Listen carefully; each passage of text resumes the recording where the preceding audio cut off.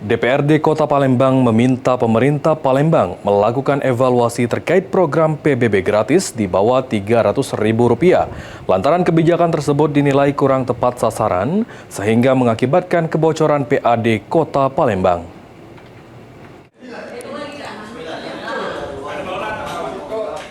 Adanya kebijakan gratis pajak bumi dan bangunan atau PBB di bawah Rp300.000 ke bawah dinilai kurang tepat sasaran oleh pihak DPRD Palembang. Lantaran masyarakat menengah ke atas ikut mendapatkan PBB gratis. Untuk itu, Ketua DPRD Kota Palembang, Ali Subri meminta agar pemerintah Kota Palembang melakukan evaluasi terkait penerapan PBB gratis.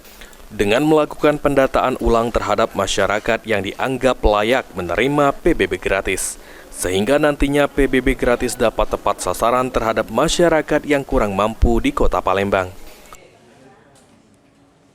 Itu kan selama ini dinaikkan oleh Pak Arno waktu mau pilkada.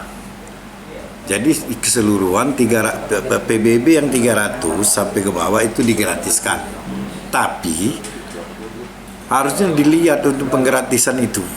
Orang-orang yang gratis itu ekonominya yang memang betul susah. Maka saya kemarin waktu rapat dengan Dispemda, saya suruh Kepala Dinas Dispemdanya Marhen harus cek lagi ke bawah. Sementara itu, Wali Kota Palembang Ratu Dewa mengatakan jika hal tersebut akan dikaji ulang, terlebih dari visi misi saat pilkada, pasangan calon RDPS berencana menaikkan gratis PBB menjadi Rp500.000 ke bawah.